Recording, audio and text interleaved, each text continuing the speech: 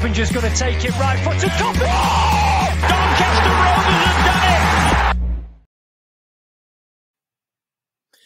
Hello there, everybody. I'm Aaron Chandler from Forever Football DRFC, your Doncaster Rovers fan channel. Welcome to the very first January Transfer Live. This is a brand new series on the channel looking at League One and League Two latest transfer stories. I'm actually going to post on Twitter now that I am, in fact, live.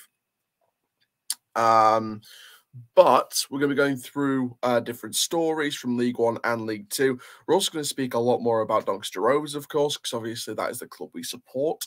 In terms of getting fans onto the stream, we'll hopefully be doing that at some point. But this is a nice, calm afternoon stream today. Hopefully get some people in. Hopefully get loads of you guys through. Hopefully, fingers crossed, I will have time to get people on the stream, get their thoughts, etc. But yes, it's going to be very interesting indeed to see what our window looks like. Let me just post on Twitter that I am, in fact, live. I am... Oh, my spelling sometimes is awful. I am live. 1st January transfer live show of the window. Oh, why have I put Wanderers? Put Wanderers. First live show of the window. Morecambe, Sunderland, Doncaster Rovers, and more discussed. And I'll get the link and put it on Twitter. So, hello, Aidan. I'll hopefully post the link later for you guys to come and have your say towards the end. I'll get through all the stories, etc. And, of course, if anything breaks during the show, then we'll obviously do that. But this is going to be a very interesting one. I can guarantee you with that, because there is some interesting stories that we are going to go through and speak about in terms of the entirety of League One and League Two, obviously, as well. I think League Two, we're sort of discussing it a lot more, especially because our club is probably heading that way. Hello, Yori. Welcome to the stream. So let's get started, shall we? Let's get started straight away. I'm going to go through this story by story. All the stories that we'll be talking about are across the screen below. But we're going to go through this story by story. I'm going to start with Morecambe. I'm going to go through in order. Actually, no, before we do, I just want to give a big congratulations to a former EFL club who are now, of course, in the Premier League. Southampton, they're expected to be getting a major takeover today or announced. And of course, when the story does break, I will give you breaking news on that. But I just wanted to give a massive shout out to Southampton with a takeover backed by Serbian media mogul Solak. I did tweet about it myself. A journalist has come out and said instead of the 150 reported earlier, but I think a journalist has come out this morning and said it's actually expected to be £250 million takeover. So good luck to them. But let's start off in League. Let's start off in League One. And we're going to start with Doncaster Rovers. Now, all the stories apart from one are actually from the BBC Sport website. Who've officially confirmed these deals, but one deal is actually come from Twitter, and that is from the lower tiers Twitter page, and that is on John Marquis. Now, John Marquis is rumored to be rumored to have interest from Doncaster Rovers on a loan deal until the end of the season to help stave off relegation. Now, obviously, we don't know how true these rumors are. These are just rumors at this stage. And I thought it opens up the debate really nice and well with Doncaster Rovers and their transfer sort of policy in the window. For me, I don't really see a loan deal, especially with 6 months of his contract to go. If it was a loan deal with an option to buy for free in the summer, like if it was an option to a pre-contract agreement in the summer, then I'd like that deal. But with other League One and League Two clubs rumouredly after him, and I've had journalists message me and say that there are League One and League Two clubs after John Marquis, And we've seen, social media posts from accounts and, journalists and things like that. And we see what they're putting about League Two clubs and the interest they have. We heard the interest from Gillingham. Apparently, Peterborough's been offered the striker. We've heard Hibernian might be after him. But League Two clubs as well. Apparently, not Stevenage, Salford could be in the race. Northampton's been linked. Let's have a look at some other clubs, because there is a few clubs that have been linked to John Marquis. Let's have a look. So looking, let's have a look. So, I mean, Gary McSheffrey pretty much ruled this out anyway. They pretty much ruled this move out anyway. But a few days ago, the Portsmouth news source reported Doncaster, Gillingham, Northampton, Mansfield or Salford, 5 potential destinations for John Marquis. We've been priced out. I'm sure Gillingham would be priced out. Northampton, I don't know. Mansfield, I mean, working under Nigel Clough could be nice. And Salford, they've got a lot of money. So Salford for me would be the big one, because they've got the more money. And Gary McSheffrey did come out and say that this would basically, the money for Marquis would take out the rest of this transfer budget. So looking at that on the face of it, that says to us that we've got a few $100,000 to spend in terms of funds available.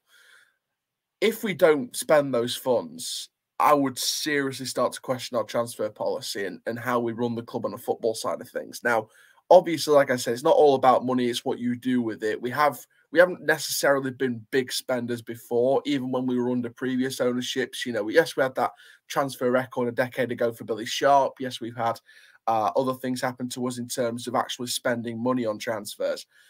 But mainly we've been sort of free transfer spending club. We've been a free transfer spending club, and we brought in some gems through the free agency and loan to permanence, in free contracts, etc.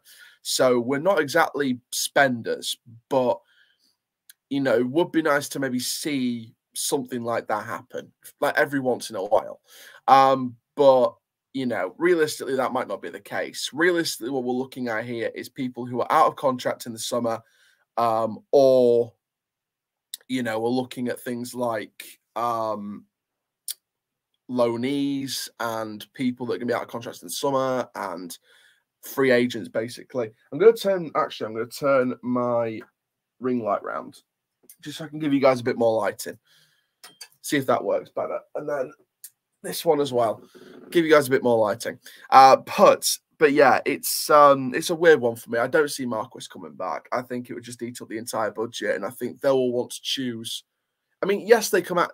One thing that kind of hints towards Marquis actually happening is they did come out and say quality over quantity is the key here. But the 500K, as Bailey said in the comments, is for wages as well. So we won't be paying any transfer fees anytime soon. So, there's no point in saying, Marquis will be available in the summer for free if he doesn't sign a new contract, which is more than likely what he's not going to do. But I think another club's going to go in for him. If a League Two club buys him, then, that's that.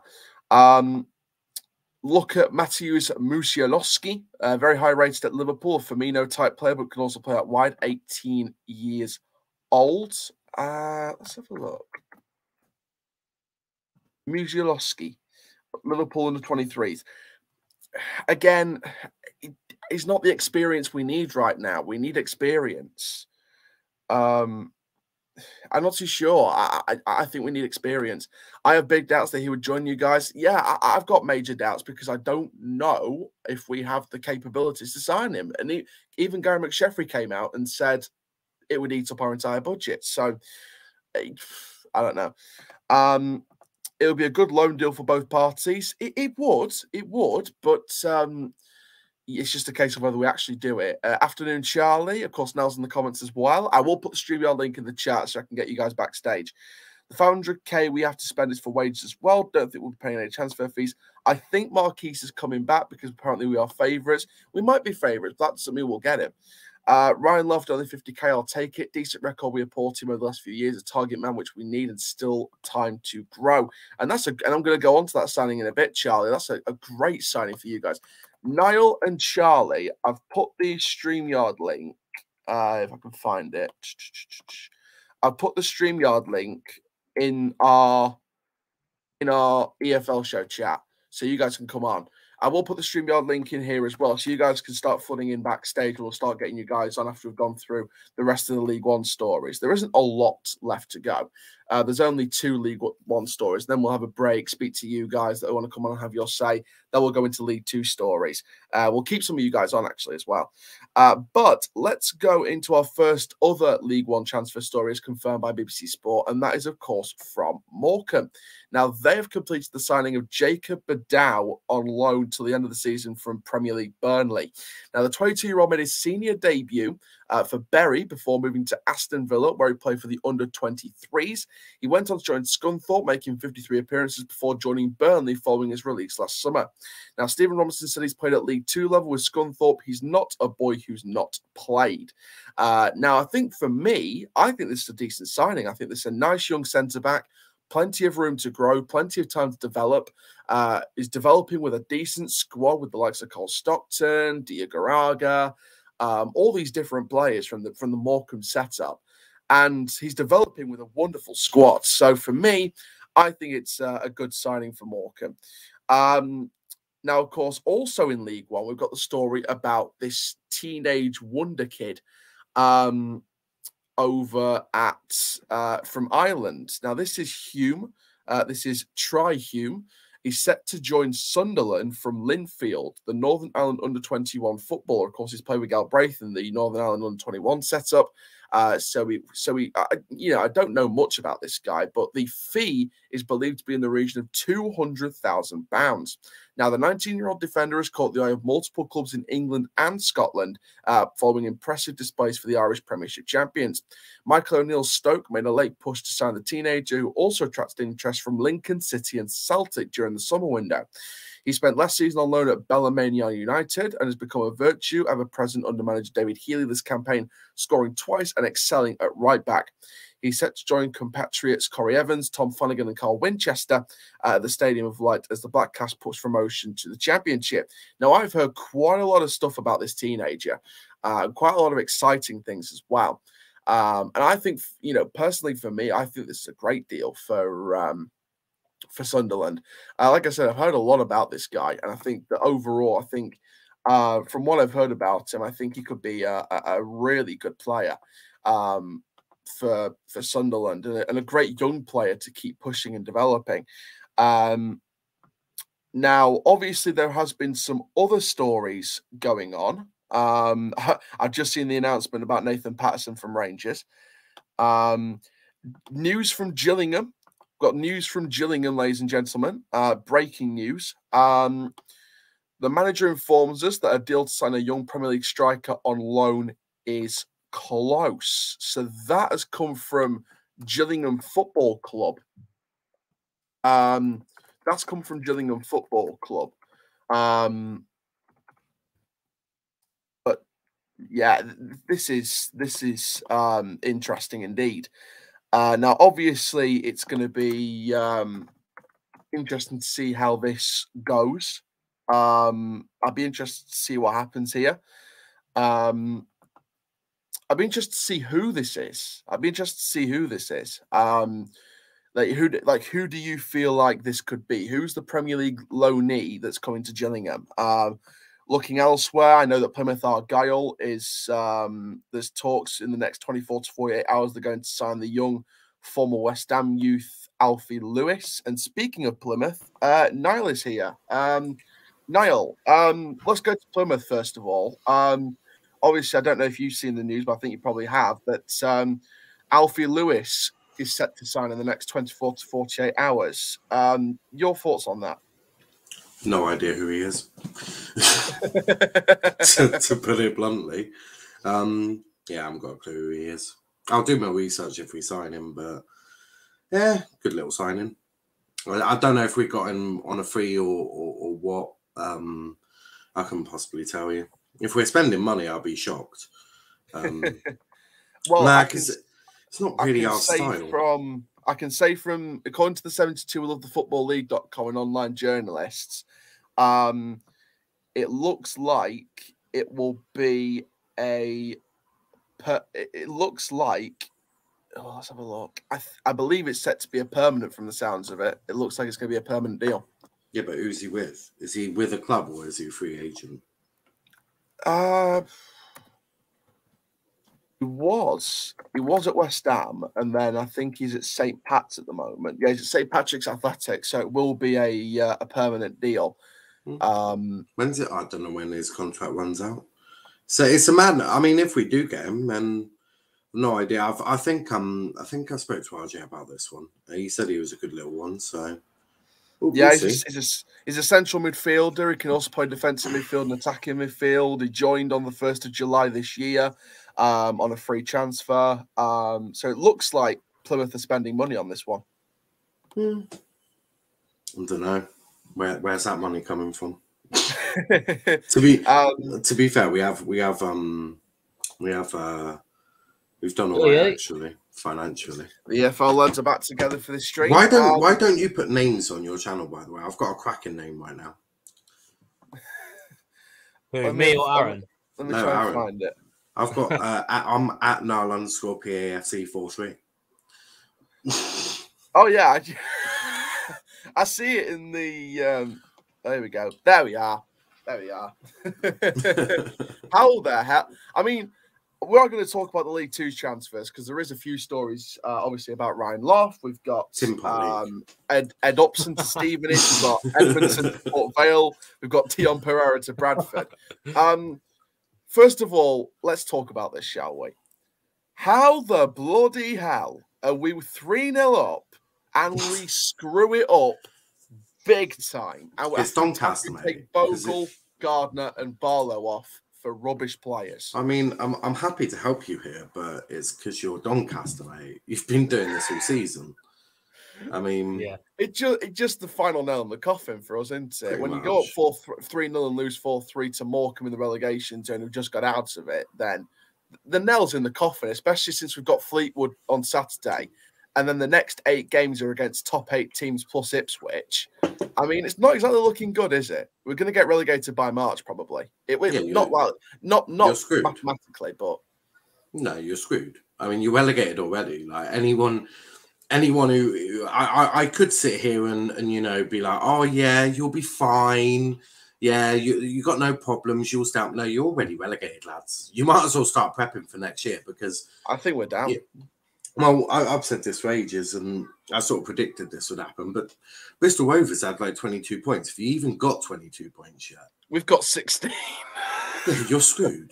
You're absolutely screwed. And we played one more game than Bristol Rovers at this point. They got 22 points in like 22 games at this point. And they still finished bottom. We got 16 in 23. Look at the teams that are above you. They're all starting to pull away now. You're screwed. Well, I think even Crew could pull away. Nah, they're screwed as well. But to be fair, I expect Crew to go down this season because they sold their top talent and they just but even Crew they'll land pretty well. Yeah, they're to be honest. Crew I don't think are in any danger because I think they'll build again in League Two with a new crop of youngsters and they're going to keep growing and growing and then they're going to sell them on. They normally do. Yeah, so Crew have got their own plan. We have no plan at all. Gillingham. I mean, we'll see who this loanee is from the Premier League that they're about to announce, but. I mean, to be fair with Gillingham, I think they're down. Actually, I think obviously last year they had Jordan Graham. Yeah. Me personally, I think they're down because when you sign David Tatunda and Max Ema from us, who were awful last season, especially Ema, like you've seen it, Barton, the amount of times he called him out for being awful, and look at Gillingham this season. And especially when they're only relying on Verdane Oliver, and you can't always rely on him. And yeah, I think they're down. I think Crew. It all depends on who people sign in this month. Yeah, it all depends on who people sign and how quickly the signings gel as well. And that's why I think we're down already because. apparently the strategy from Gary McSheffrey is quality over quantity. One, we need both. Two, when I see Salford linked to John Marquis, if a League Two team gets John Marquis, if Stevenage get a player that we're linked to, what's our pulling power anymore? Imagine if Tisdale signs him. If Tisdale signs Paul Downing and Salford signs John Marquis, and we don't get the quality of player that's at the same level as a replacement, as like a alternative target, then we're finished. We're just finished. Especially if we're hearing more outgoings than we are incomings because didn't Wellens say possibly going back. Dalbo's going back. Didn't Wellens also chat this shit saying, "Oh yeah, I want quantity over quality." Yeah, it's the right. As soon as we heard quality over quantity, the writing's on the wall. The writing's just on the wall. Well, no, not necessarily. It's just your club keeps chatting shit, spouting the same crap, and you lot keep reading it and swallowing it up and going, "Yay, we love Doncaster." Well, I was speaking to fans after the game this weekend and the next day, and Saturday there's rumours they're going to be bringing banners. There's rumours of protests on Saturday. There's a banner. Oh dear. There's some fans that there's a fan that actually messaged me saying he wants to get a group together and pitch invades against the owners on Saturday. Oh yeah, just give your club another fine to deal with. I mean, you might as well. It's not like they'll just take that straight out of your transfer budget and go, well, you lot can't behave, so we can't have nice things. Yeah. Fleetwood Town have made an announcement. Drew Baker, the young potential centre-half from the United of Manchester, has joined Fleetwood Town, and he'll link up with the development squad. So that's a nice future signing for the Cod Army. But I don't know. Well, I mean, Charlie, obviously we don't know a lot about this Drew Baker. I mean, what are your thoughts after this news came out? Yeah, I mean, it's sort of a Fleetwood signing someone from the lower leagues. They're hoping it can work out. Oh, I was going to say about Doncaster. All I'm saying is I'm hoping for your sake that you actually sign someone this January, because Rovers didn't even sign anyone last January. If we don't sign anyone, I swear to God. I personally wouldn't bother. And there's good reason for that. You're relegated anyway. So you might as well just save this transfer budget, use it in the summer, and build up a proper good League Two side, which is something that I don't think Barton was able to do. Thing is, though, if we go down to League Two and we spend more than a year or two in League Two, has there got to be serious questions about the ownership and how we're run? No, there's going to be serious question marks about how much money you've got left in the bank, because you barely. I don't want to be disrespectful to Doncaster, but I'm about to be. You don't fill out your stadium. Like you've got a big stadium, but you don't fill it out. So it's because the fans year by year have not been coming to Doncaster. No, I get all of time and time again. It's because of the ownership. Yeah, I get all of that. That's cool, but that doesn't change the fact you can have whatever reason. It could be because I don't know, they're all cooking cottage pie on a Saturday at 3 p.m. But it doesn't matter what excuse you've got or what it's about. Ultimately, you need to get bums on seats to generate money to be able to be in League One. I mean, you look at the quality in League One. You look at every single team. Every single team has got backing. They've got something. Even Sheffield Wednesday. Well, Sheffield Wednesday shouldn't even be in League One. I mean, they're a big club. But I heard cries about Darren Moore, like fans wanting Darren Moore to go after the defeat against Shrewsbury. That's cute. But even plucky old Plymouth have got something about them, because we've got a large catchment area, so we get bums on seats. And ultimately, I think that might be your problem. You need to get bums on seats and do it quickly. But the problem is we're not seeing anything or hearing of anything that's going to do that. We're just doing the same old. I get that, but I don't know. Do a free ticket for an under 18 or something. Like, you need to. Ultimately, you lot need to get bums on seats. You need to do it quite quickly, because what's your average home attendance in League One this season? I'd say. I think it's 3,000 or 4,000. I might be wrong. Like, compare that to Argyle. There's like 12,000. Like that's the level of competition you've got to look at. Because I'd say Argyle and Doncaster are not similar size clubs because we are bigger, but in terms of infrastructure and all of that, it's fairly similar. So you should be looking to aspire to what Argyle can do. I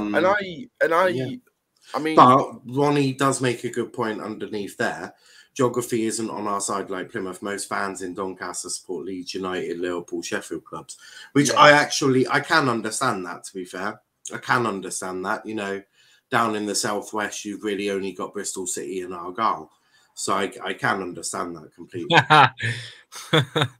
I basically mentioned Bristol City just because Charlie came back. got Yeovil and Torquay though. We can't disrespect those two mighty clubs. I actually love Torquay. I actually don't have a problem with Torquay. Yeah, but that's the thing though. Like you can't. Yeah. No, but I was going to say that like, you can't expect fans to be going there. Like when the people like fans aren't happy with the club and you're not doing well. Like of course you can't expect. And this is what makes me mad because look at this. There was plans to expand the Keepmoat Stadium to look like this. Like if we grew our fan base, this could have been the plan. This could have been like a little mini Amex, but we're just not achieving. What is wrong with the stadium you've got right now? Genuinely, nothing. But those were the plans a few years back. So what is the point of wasting money when you barely sell out already? What is the point of doing infrastructure? I think this was when John Ryan was in charge, though, and we were like getting bigger and better. I think that was. But then when he stepped down because he was overruled by his own board, it just seems ridiculously stupid to do work on your stadium when it's just essentially not really needed. It's not needed. You've got a big enough stadium as it is. It doesn't need any doing. Yeah, okay, it might need a lick of paint or whatever. I don't know. I've not been Keepmoat, but you know, there's nothing wrong with it. Argyle had to do our grandstand because did you see the state of the other one? It's the only time that we've ever had to do infrastructure. I mean, the Horseshoe was done back in 2001. Well, hey presto, that's 21 years old now, and guess what? The best it's had is a lick of paint because you don't need it. Got to be smart with your money in Leagues 1 and 2. But it could be worse. Rovers fan. But that's the thing. Like with us, like we've been trying to get a new stadium for 10 years. You've seen the state of the memorial. Like Jesus, that's what I mean. It's so old. Like it's like obviously us fans love it because it's not the same. Like I hate a lot of. It's not obviously all seated stadium because obviously Plymouth and loads of other clubs, the atmosphere is quality, but a lot of seated stadiums that like don't have atmosphere. But I do. I like terraces. What I want to see Argyle do is I want to see Argyle do safe standing. To be fair, yeah. I mean, we're starting to see that now, aren't we? Yeah, it's in the Premier, isn't it? Is it being trialled in the Premier, or is that like official? Chelsea have got it. They said on the ground. I know certain clubs have got it, but is that like on a trial basis, or is it being put into law? Like, what is on with that? If it's a trial, then of course Argyle can't start putting. Because I would have thought that, especially of how good Simon Hallett is as an owner, he would know that Block 3 in the Devonport end needs to become safe standing pretty damn soon because they just don't sit down. And I would have thought that Simon Hallett would be all over that because, you know, that's just the type of owner he is. So, you know, if it is a trial, then hopefully it passes with flying colours and we can start introducing this in some of the other grounds, maybe further down the leagues like Argyle, who have got a all-seater stadium and haven't got terracing. Which I'm not even mad about that we don't have terracing because I think our stadium looks fucking beautiful. So it's the sexy green seats that do it for me. So just before we get into the latest League 2 transfer stories, just sort of want to break away from that to talk about the big news that broke this morning from Southampton, and that was their £250 million takeover from the Serbian tycoon Dragan Solak, along with Sports Republic with Brentford's former chief executive, Rasmus. I mean, obviously the first rumour was 100 million, then it was 150 million, then someone from, I think, TalkSport and a couple of other journalists came out and said 250 million. I mean, now we'll come to you first. Is this good news for Southampton? Or is this, do you think this could be something that we might not have seen coming, but might be the worst thing to happen to Southampton? I mean, do you think this could be good? They've always had issues with their owners, haven't they? They've always had those little murmurings. Haven't quite had maybe the investment that they wanted. So I can only assume, providing it doesn't matter about who takes over. We were taken over by a hotel owner, when we came out of administration. Now we're owned by an American who used to live in Plymouth, has moved to America. So it's not necessarily about who's taking you over. It's about what they plan on doing. Now, if they plan on selling all the infrastructure, then yeah, it's a terrible idea, and I'll try and get them out as soon as possible. If they're going to invest into a squad, into infrastructure, into a youth setup, because especially for a club like Southampton, that has been, extremely worthwhile. I mean, clubs that are in areas like Argyle, Southampton, even Newcastle, to be frankly honest, they should be looking at infrastructure of their youth setups. And whereas it's different to a London club, isn't it? With Brentford, obviously, they haven't got a youth setup, and their explanation is a pretty damn good explanation. If they did have one, all their players would just get swallowed up by Arsenal, Chelsea, West Ham, Spurs, all of that. So they have a logical reason as to why not, why that's not a thing for them. So it really depends on what the owners got planned with him, what he's going to do, and how he's going to do it. Ultimately, if you're going to riddle a club with debt, that's definitely not the way I go about things. So again, it doesn't really matter about who takes over or who they are. It really matters on what they're about. I mean, look at Dale, who had Bury. I mean, clearly he had no interest in taking that football club, and I don't even know why the fuck he took it. But to be completely honest, it again doesn't matter who it is, what they are. I mean, you can get a lot from the history, but it's really about what they want to do with the club. So, I wish Southampton all best, and hopefully that they can thrive under their new owners. Even though I'm not particularly fond of Southampton, but I have reasons. Yeah, absolutely. I do just want to, before I get your thoughts, Charlie, on Southampton's takeover, we do have some breaking news out of Gillingham Football Club. We now know the Premier League striker that's coming in on loan. It is Tom Dixon Peters from Norwich City. The 19-year-old is the top scorer in the second division of the professional under-23s development league, having netted 18 times in all competitions and assisted 6 times. He's been with the Norwich Canaries since 15, but has also represented Scotland at under-19 level. Now, in terms of the official statement from Steve Evans, he said, "I met young Tom and the people from Norwich City yesterday. The young man has had a number of clubs he could have joined, such as the Talent, but I got a call late afternoon yesterday to say he wants to come to Gillingham. It obviously helps Norwich City favour us as a destination when you consider the development with the likes of Chris Wood, Jack Marriott, and Ivan Tony May working with Paul and myself. Tom is the Premier League's second leading goal scorer with 18 goals in the League and Cup action. I've watched his progress since the start of the season. It's an exciting journey he's on. He comes here with no pressure other than he needs to continue his work hard in developing his game. He's a lovely kid who wants to come and continue scoring goals. We will do everything to help him. He's been assigned the number 9 shirt and is eligible for selection ahead of Saturday's visit against Ipswich." Just a quick question. Was this kid drunk when he signed that contract? In all seriousness, because why the hell are you picking Gillingham? Like, genuine. What the hell?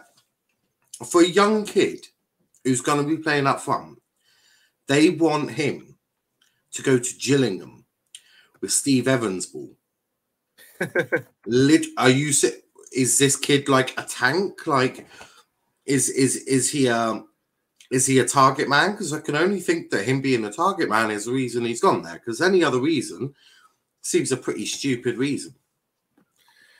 Yeah, I don't know. I mean, Charlie, and you didn't confirm if he was drunk when he signed the deal, by the way. No, I can confirm he was sober. But no, Charlie, first of all, your thoughts on this then. Tom Dixon-Peters, a highly rated striker in the Premier League Second Division. He's off to Gillingham for the rest of the season. Your thoughts on this? Yeah, just hopefully for his sake, he does well. You know, young player, probably his first loan as well. I haven't heard of him. I know quite a lot of youngsters, but I haven't heard of him. But yeah, all the best with. You know a lot of youngsters, do you? That just came out wrong, mate. Well, yeah, within football, yeah. I'm just messing with you. Because they're weird money. But, he looks. Oh god, yeah, he's going. He's going. Oh no. I've just looked at some images of him. He's going to get swallowed up. Oh, no. Oh, Lord. He's going to get bodied by centre-backs in League One. He's tired. He's got... So, this young lad, he's not a big lad. He's not a big lad for sure. It looks like Dion Pereira that's just gone to Bradford. And he's going to be playing target man for Steve Evans' ball. Oh, I feel for that kid. I do. I really do. That's brutal. That is brutal. Yeah, it's gonna be interesting, that's for sure. But because they need players, they need goals. Don't score a lot, do they? So hopefully he can. But it's different though, isn't it? Because it's like that with that Turkish wonder kid. Oh God, Thiago done well at Watford's youth team, but. You know, I think he goes. Different, innit? See, this is the thing with us. Like, we're not even linked to, like, apart from the Marquis and Downing and bloody Lalkovic rumours. We're actually we're talking about more confirmed outgoings than incomings because Chaker's going back, Vilka's going back, and Liam Hoden hinted in the live stream after the Morecambe match that Dahlberg's going back because they said the third loanee that's going back is the one that's played the less out of the other three, which is Dahlberg.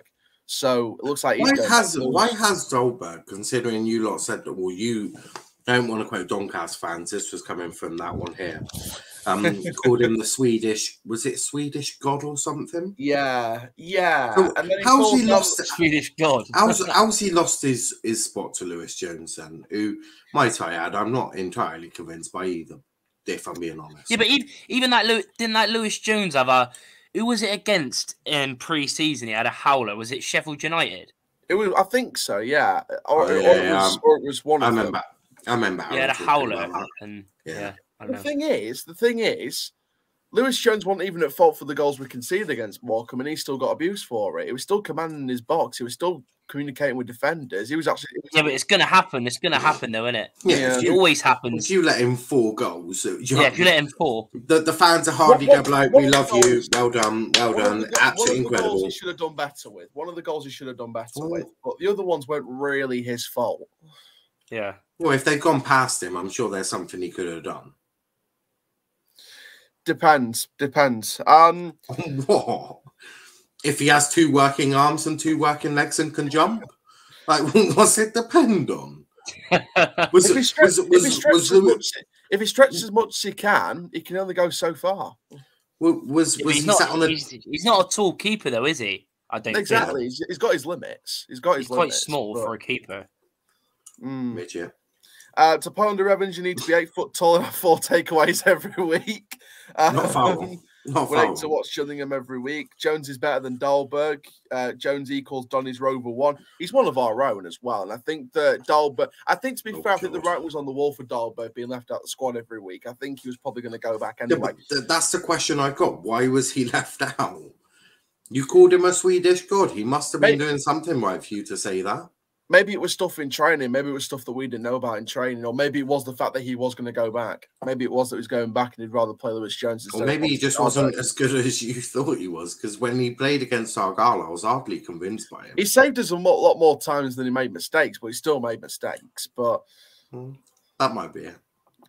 Just a bit of news on Bristol Rovers. Saying as well. Just a bit of news on Bristol Rovers. Hulbert and Tomlinson are extending their loan stay at Gloucester City until the end of the season. So a bit of news there about the Bristol Rovers youngsters. The youngsters, yeah. Aaron's just been invited to a wedding. That's it. Yeah. I'm not joking. Cal's got a +1 for a wedding in January. Fancy a knees up, shall? If I'm free.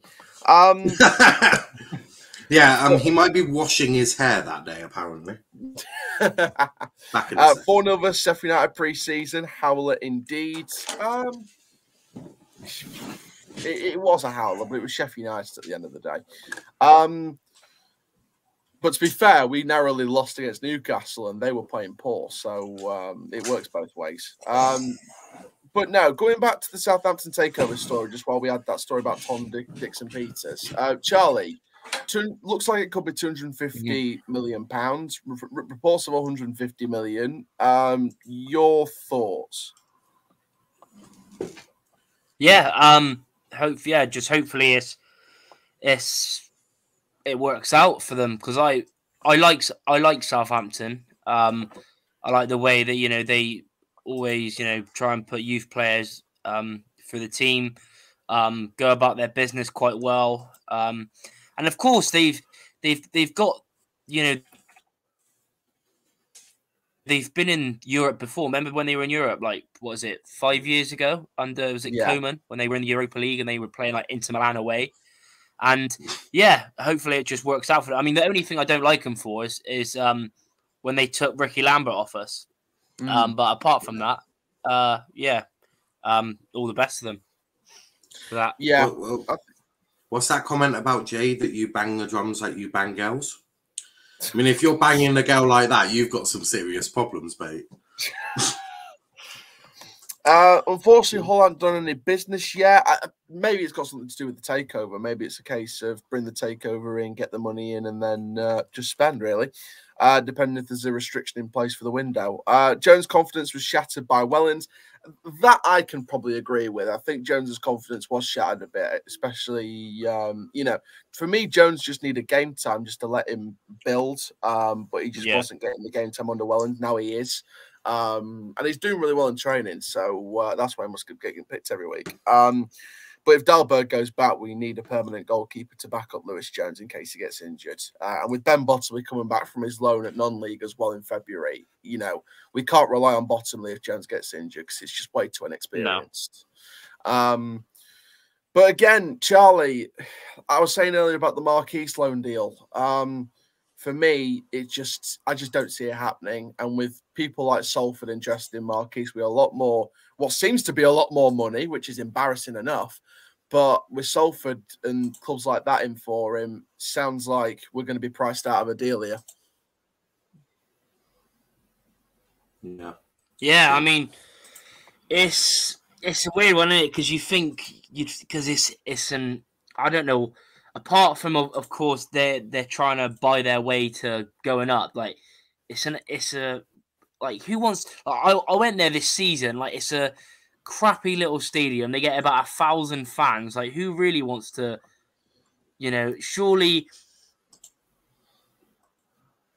he'd have one heart because he had such a done well at Donny. Surely he'd want to try and help them try and stay up.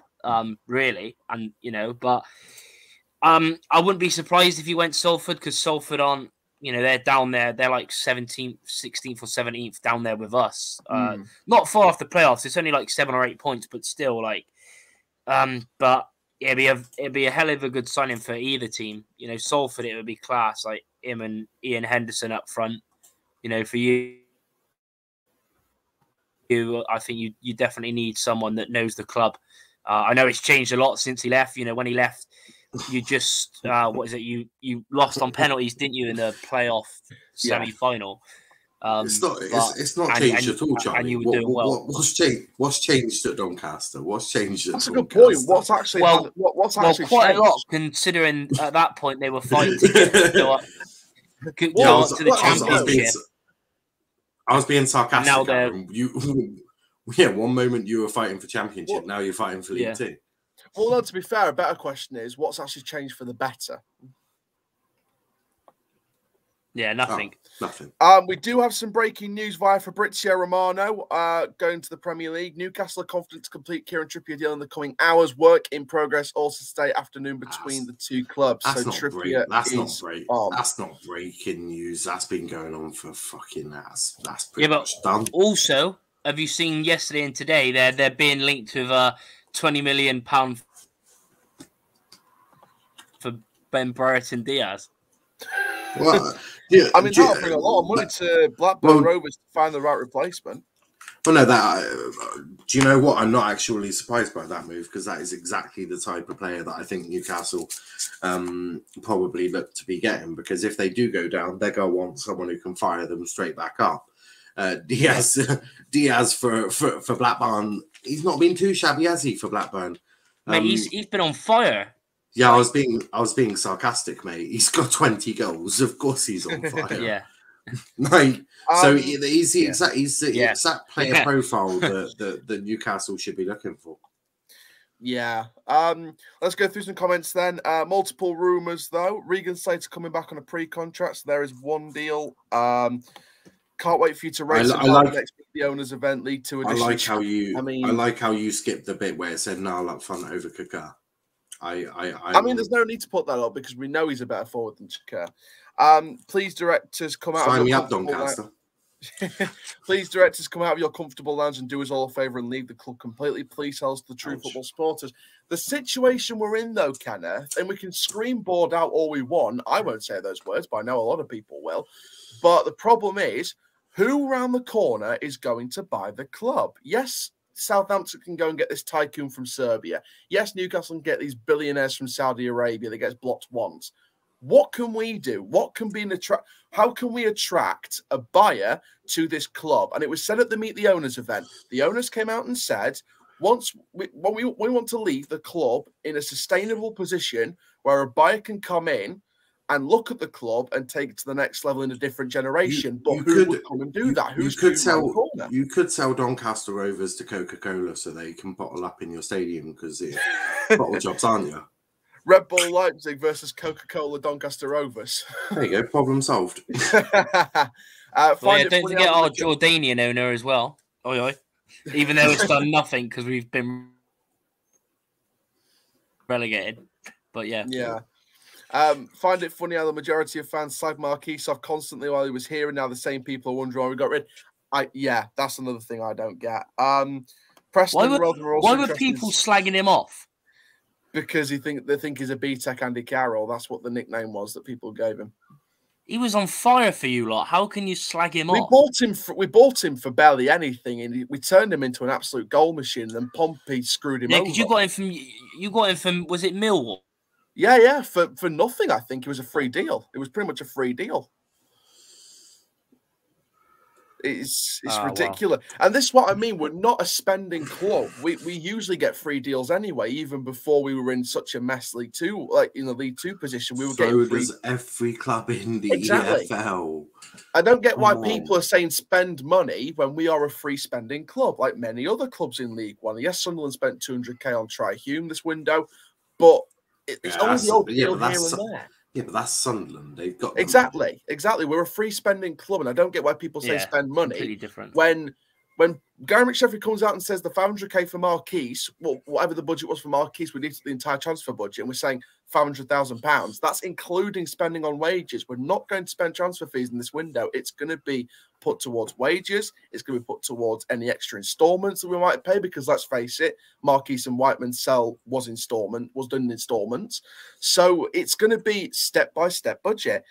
Preston and Rotherham also interested in Slater as KLP and Jacob Greaves stay put with the Tigers. A bit of Hull news there. Should never have got rid. We're still waiting for a Marquis replacement. Not like for like, but a Marquis replacement 5 years later. Do you know when the next Meet the Owners meeting is going to be? Not a clue. They haven't said anything.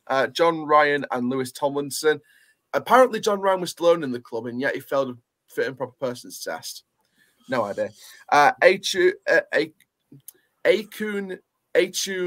Ilakali, I might have pronounced it wrong, but okay, has confirmed his takeover of Hull City is finally on the cusp of being signed and sealed, heralding a new era. Well done, Hull. They slagged him off because he's always moaned and missed a lot of chances, even though he scored 66 goals in 3 seasons. Yeah, but hold on. That can't be true, because Astrid Wet always moans, but boys seem to buy her shit. That's true. That was the same thing with that comment then, which someone said about Marquis getting 66 goals but still missing chances. That was the same as when we had Matty Taylor. He got 60 goals in 3 seasons with us. Yeah. Some people were like, he misses so many chances, you know. Yeah, 100%. Max sent me the report on Slater here that Baz Copper said that only Wigan wants Slater alongside Hull. That'll be interesting. Illa Kelly revealed the news exactly at 19:52 to millions of viewers to his show The Voice in Turkey on New Year's Eve, sending the club's Instagram into a meltdown. Well, good luck to Hull City. You're getting a takeover. Southampton are getting a takeover. We don't know. We don't know what we're getting. Getting it announced on the Voice Turkey. I think that's one of the shows his network owns as well. Normally, yeah, I was going to say, lads, I got to go. Yeah. No worries, Charlie, mate. Yeah, I got to go, but cheers, family, on air. No worries, mate. Cheers. Yeah. See you in a bit, lads. See you in a bit, mate. Normally these things are done via Sky Sports. Yeah, normally, but there's a new media involved now. Marquis at Donny was the best striker in the league. How people slated him was embarrassing. I take him back right now. And the funniest thing was as well, we booed Marquis when he played against us this season, but we didn't boo Akinfenwa. I believe we didn't boo as much Kieran Sadlier as we did John Marquis.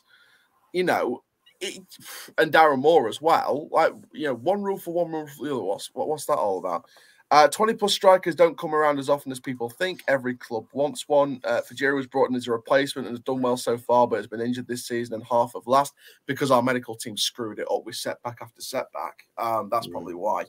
But finally, let's go into our League Two stuff now. We finally got there. So let's start off with Dion Pereira. He was actually on my transfer shortlist video I was going to put out a couple of days ago, but I've got to take that off now. Okay. Luckily, I didn't record it. So, don't need to release that yet. Need to rethink that list. So he's gone on loan to Bradford City until the end of the season. Came through Watford's academy before joining Atlanta United in 2019, making 18 appearances for the MLS club. Following his release, he went on to join the Hats in 2020. And now he told the Bantams website, as soon as I touch the pitch, it is my opportunity to show the supporters what I can do and give everything for the club. The Bradford fans' reaction to this was simple. Good signing, but where's the goal scorer? Now, there's been a lot of hype in the past around Dion Pereira and how much of an, how much he could grow as a young player. Could he be what the club Bradford needs to try and get towards that promotion stage, Niall? Can he score goals? I believe he can. Then yes. If you're struggling to score goals and you sign a goal scorer, you're probably in a good position. That's like if you're leaking goals and you sign a centre back, you're probably going to be in a better position. Yeah, absolutely. We do have a couple of breaking news to bring you. Nathan Patterson, official and confirmed from British Romano, he's joined Everton for £12 million plus bonuses permanent. Digne expects to leave the club as the next step. The contract is until June 2027.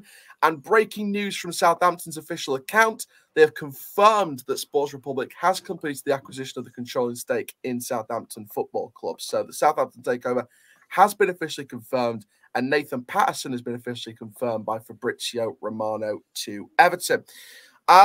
Let's go into our next story then. Port Vale signing the lead striker Ryan Edmondson as the Fleetwood loan spell has been cut short. He made just 4 appearances for the Cod Army, scoring twice in 17 games with both goals in the Papa John's Trophy. He agreed a season's loan, but now moves to promotion, chasing Vale until the end of the League Two season. The forward has enjoyed previous loan spells at Northampton and Aberdeen. Niall, we haven't really seen much of Ryan Edmondson on loan at Fleetwood, but what do we think? Do you think he could do a good job at Port Vale now he's going to that division below? He was in League Two last year, wasn't he? He was with Northampton. Northampton, that's one. Maybe it was in League One then. Were Northampton in our league last year? Yeah. They were. So... And then it was Fleetwood this season for half a season and then cut it short to Port Vale now. Maybe Port Vale on the promotion charge, so could be a good move. Maybe a step down might help him out a little bit. It's a much more physical league, so I hope he's ready for that, because League Two is an extremely physical league. But yeah, maybe a step down. And look, Dal Clark is a fantastic manager, isn't he? So under the right coach, and I'm sure any young player would probably improve under Dal Clark. So we'll have to wait and see. But a step down, yeah, he spent a couple of about a year and a half now in League One, relegated with Northampton, and we hit it off with Fleetwood. So maybe a step down might be a best thing for him. Yeah, 100%. Marquis is someone we need. I think should be number one target. I mean, the flip side to that is, would you rather sign Marquis and no one else, or or a few people of the quality of Marquis when he was at us, in different positions? Mate, I would go with the latter. Fans definitely booed Sadlier more than Marquis, probably justified, by the way. Don't know why people booed Marquis and what we need. Did we have to boo Akinfenwa? You know what? We didn't need to boo Akinfenwa, and it was great that we didn't boo Akinfenwa. I think most clubs boo Akinfenwa, to be fair. In fact, I think most clubs just boo Wickham, to be fair. Sadly, I can get that because of the way he left. We put a contract on the table. He wanted more money. We said no, and he went off to join our South Yorkshire rivals. That's like hold on a minute. If they've offered him more money, how can you be angry? He goes and joins the South Yorkshire rivals. No. In the eyes of the fans, that was treachery. Yeah, that's cute. Same with Darren Moore, but we didn't exactly boo him much either. If they've offered him more money, then I don't want to be rude or nothing, but he went Sheffield Wednesday, didn't he? Rotherham, sadly. Oh, you definitely cannot blame. You cannot blame. He's joined a bigger club who is yo-yoing between the Championship and League One, whilst you lot are doing God knows what in Leagues 1 and 2. Like you can't blame him for that. Right? Yeah, in an ideal world, he doesn't join Rotherham, but he wants to play in the Champ. So, and now he's being scouted by, I think, Portsmouth, Bolton, and Charlton are rumoured to be in for him this January, because I think he's one of the potential exits from Rotherham this January. So, for me, you can't blame him for that. Wanting to play in the Championship.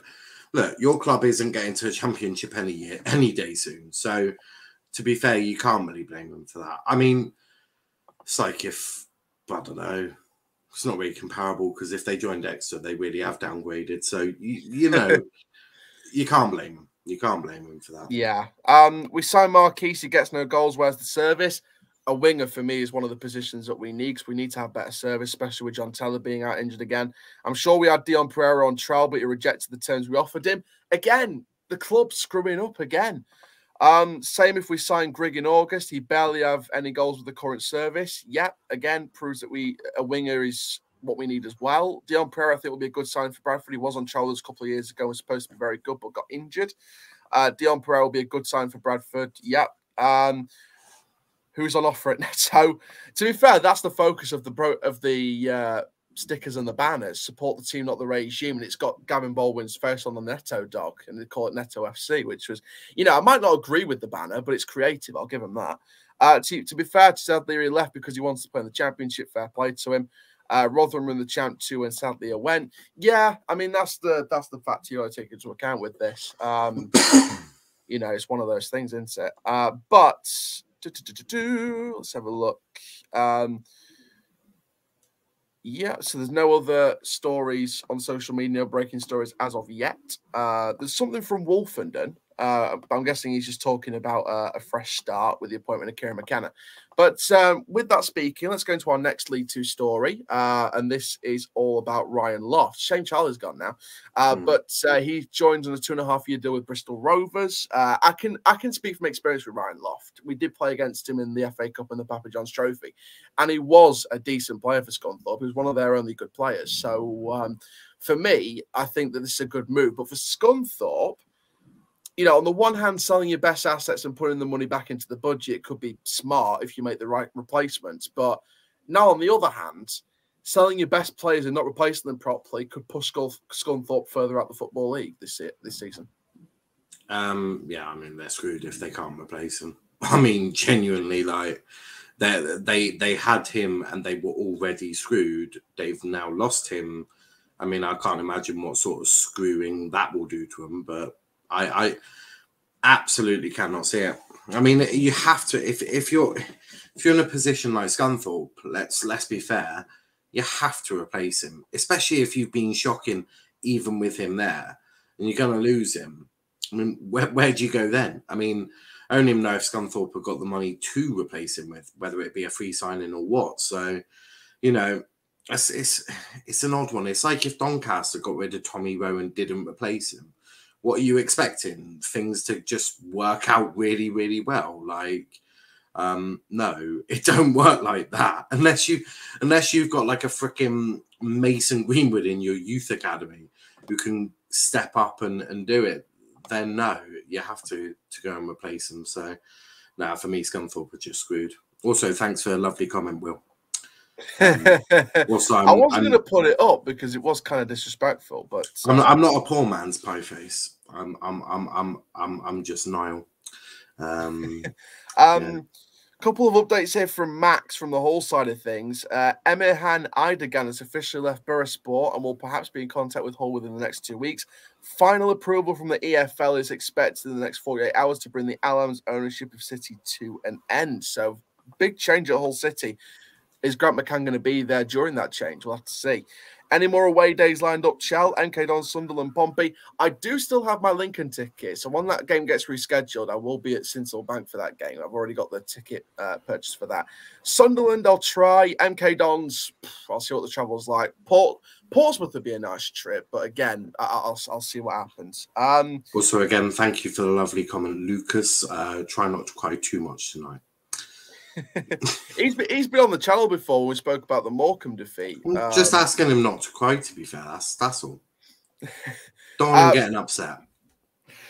Final story then from League Two. Ed Upson has signed to Stevenage from Newport until the end of the season.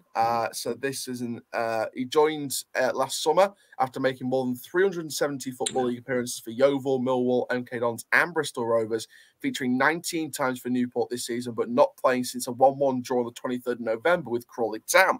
The goalkeeper, Anang, has also been recalled from his loan with West Ham, so there's no doubt for me that Stevenage will... Well, to be fair, no, Stevenage have got Christy Pym from Peterborough, and they'd signed Luke O'Neill as well. So I would say I'm surprised about Christy Pym, but yeah, you know, he worked with Tisdale at Exeter as well. So, but to be fair, it was even though it wasn't being played in the goalkeeper position. Yeah, there was a lot still in of the championship. He was still in the championship. Yeah, but there was a lot of issues behind. I spoke to a Peterborough fan. Obviously, Argyle faced him in the Carabao Cup, and yeah, there was a lot of issues behind the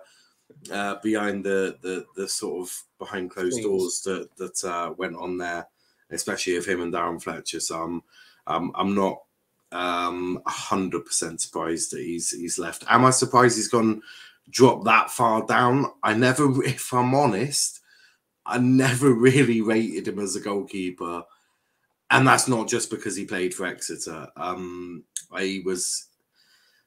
He was always just a bit of a liability.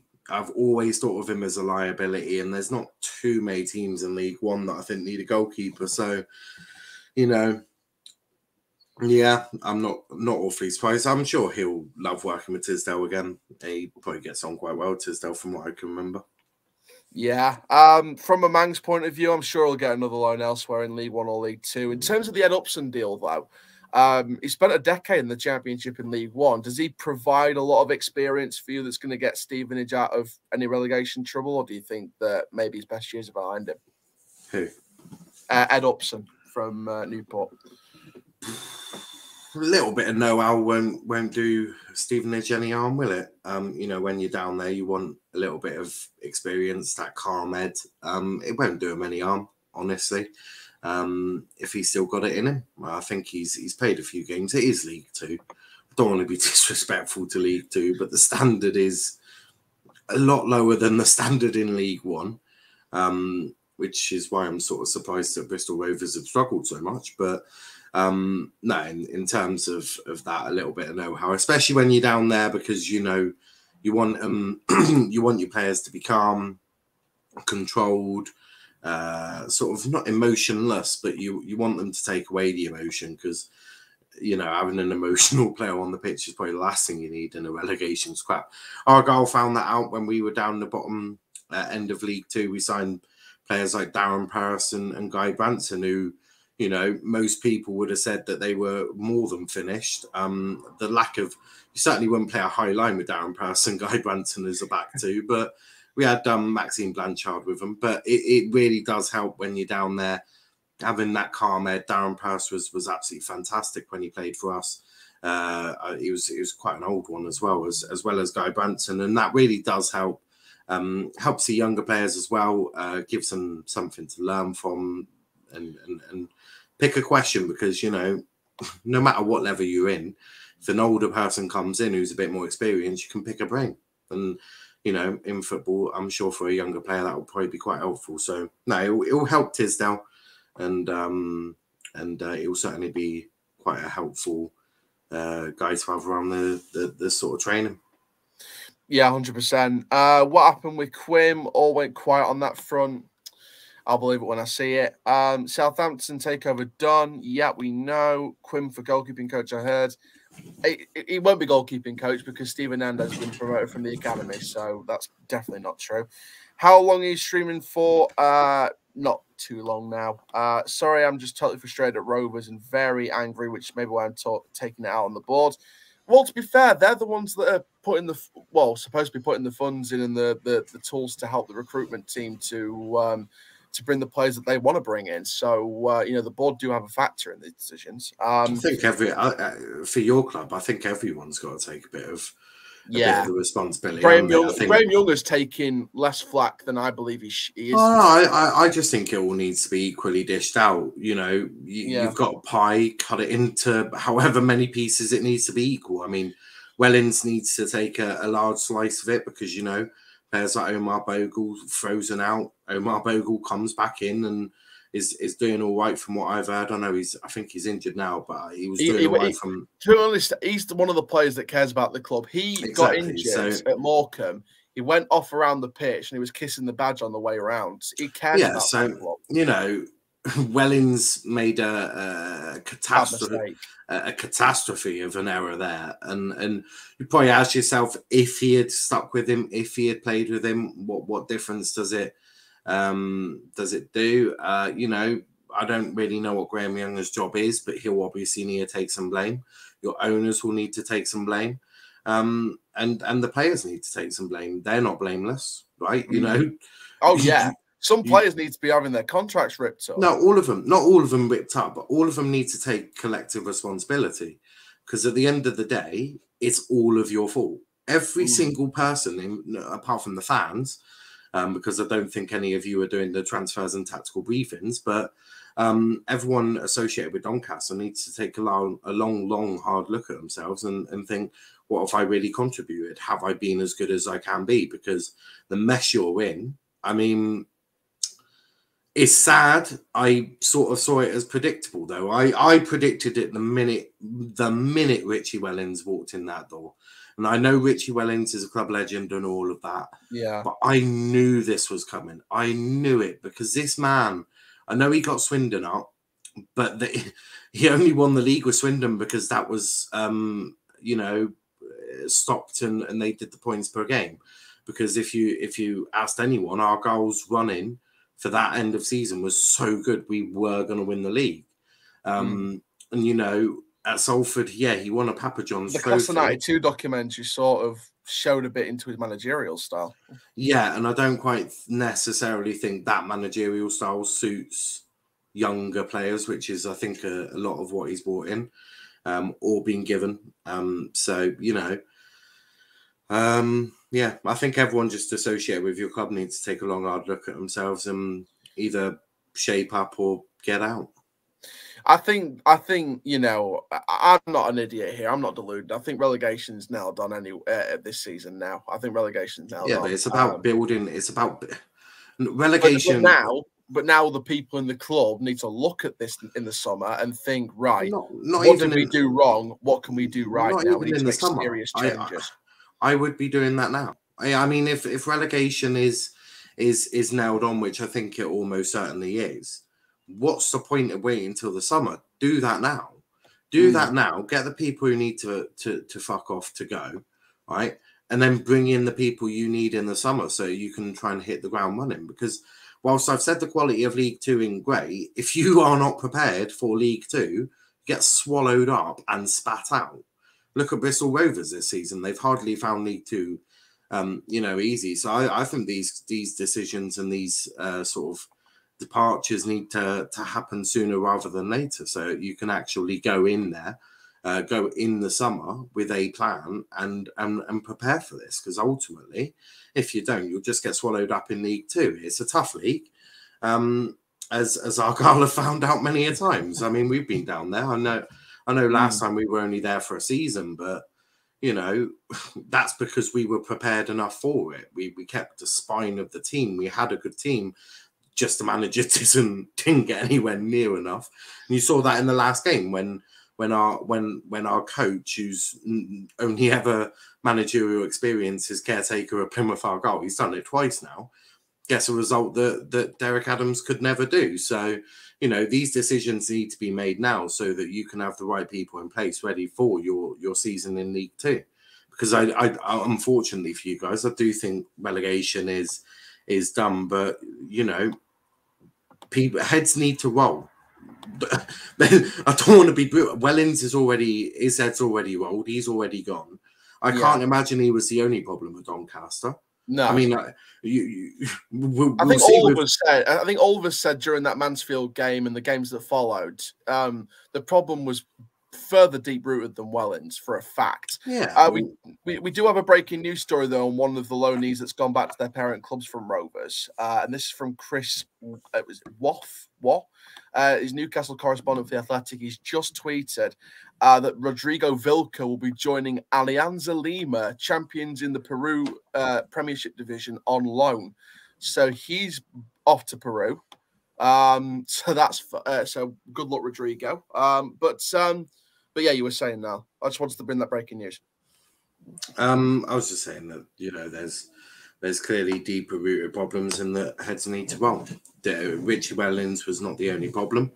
And you know, they need to get these plans in place as soon as possible so that you can start League Two in a somewhat sort of stable condition. Because if you start not literally chopping heads off before anyone gets any ideas, but if you start chopping them in the summer, right, that's brilliant. How do you plan on starting your season in League Two? Because you're going to want someone who's sorting that out. So, yeah. This makes me think about Gary McSheffrey. Do we intend on keeping him on if we go down this season? Well, it looks like we're going down, but if we go down this season.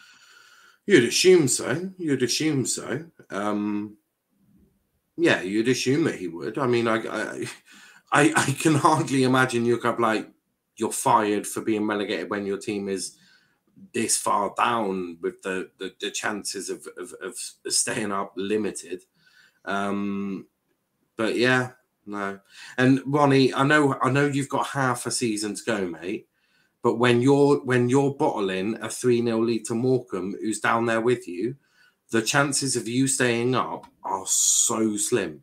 If our squad's similar to now by the end of January, I don't hold much hope. Well, even if it's not, they're going to have to gel. You're going to have to wait for them to do that. You're going to have to wait for all of that. I mean, at the end of the day, I know you got half a season. The season hasn't ended, of course. But when you're bottling leads like that to Morecambe, who are down there with you, I'm sorry if I'm not the most optimistic person in your survival chances, especially when you've played more games than most teams around you. By the way, Ted's just said Hayden Hackney, the under-18 striker from Middlesbrough that someone said we should have a look at. He's extended his loan to Scunthorpe. And did we put anything out? Nope, just something about the lottery from Club Doncaster. That's all we put out today. That's all we put out. Good old lottery. I'll do that all the time. Not all the time, but we do that occasionally. That's the joys of League One, isn't it? And lower league football. We just do these nice, cute little things like the lotteries and fan involvement. No, I've got obviously Argyle's Twitter notifications pinned, so I get pinged when we do something. It's like 9 out of 10 times a Monday morning we're advertising like Carabao or something, or God knows, or tickets for a match, or I expect us to do that, to be fair, but it's normally advertising something for League Two, or you know, Kuzo or something. And Yeah. Or the lottery. As it stands, McCann will stay for as long as possible to get the best results before the end of the season, so that club can decide if he can continue leading the Tigers next season. I mean, that's a fair direction. What's this about a Marquis loan? So the rumor from the lower tiers on Twitter, confirmed or denied, we don't know, is that Marquis could be loaned in by Rovers. There's an interest in a loan deal with Rovers, but like as I've said, I think Marquis is way too expensive, and I don't think it'll happen, whether we're favourites or not. And I think there's clubs with better infrastructure, not being harsh on the board, but better infrastructure, like Salford, they've got the money to actually bring him in permanently, which is what Portsmouth want to do. They don't want to loan him out; they want to let him go permanently. So that's why I think our chances are slim. Lucas said, "Give it a rest. We're something like 3 points from relative safety, and we have a game in hand with Crew. Season isn't over yet. You're 6 points. You're 6 points behind Fleetwood. You've played the same amount of games." You know, and Lincoln, we're 6 points behind Fleetwood and Lincoln. Yeah, so and Lincoln's got a game in hand over you lot. So I mean, yeah it's and to be honest with you, mate, and you know, I love your optimism. I love that you say we've got, you know, we're not too far away. We have the season to go. I love your optimism. Fair play to you, but after Fleetwood, the next 1, 2, 3, 4, 5, 6, 7, 8, 9 games are against teams in the top 10 plus Ipswich. So I don't really hold our record any good. And then after that, after Accrington on the 22nd of February, it's AFC Wimbledon, then Cheltenham, then Gillingham, then Fleetwood again, then Charlton, then Wickham, then Crewe, then Bolton, then Shrewsbury, then Burton on the last home game, and then we end our season away at Oxford. So on that record, on paper, we'll be in the bottom 2 places, if not the bottom of the league by that record on paper. If we get the results, fantastic. We've proved ourselves wrong. But on paper, we're going to go down on that record. We're going to go down. I wish I could be more optimistic, but if you can't beat a team that were, I think, 21st when you played them, then my optimism of you beating teams like Argyle and all of that lot, the Wickhams, the Sunderlands, Rotherham, Sheffield Wednesday, Derby's coming up. I mean, yeah, I can't imagine that's going to go too well. And I mean, if your team is still leaking in goals like they have been, then and you're not scoring goals, it's quite a simple one. If you can't keep goals out your net and you can't score goals, guess what? Hey presto, you're going down. Are we getting Marquis on loan, Chal? It's just a rumor at this stage, but I'm not going to believe anything till I see it. Marquis was booed because he often threw his dummy out the cart on his day, a good goal scorer, but often got the arse on.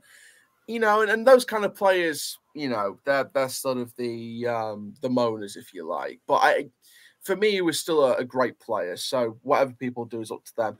Good luck to B-Tech Nobby Solano. Got my hopes up when he said breaking news about a loan. I thought Shakira had gone back to where he belongs. No, but Shakira is going back. We know for a fact he's going back. I think it's sometime this week or next week, one of those times. But we know he's going back to Watford in January. But Vilca is going to his native Peru to play with the champions of the Premiership Division on loan to the end of the season. Matthew Smith is looking to leave Hull City as the Man City loanee joins the club in August, yet hasn't played since October, and this has been the push factor for him to go back to Moss side. It'd be interesting to see what his development is now then. Every striker does. He was the best striker we had since Sharp. No one even comes close. I will absolutely agree with that. Absolutely agree with that. Yep, loan extended. No, we've already spoken about that. We don't really want to go through that again. Advertising Carabao energy drinks. That's the one. Monday morning, 9 a.m.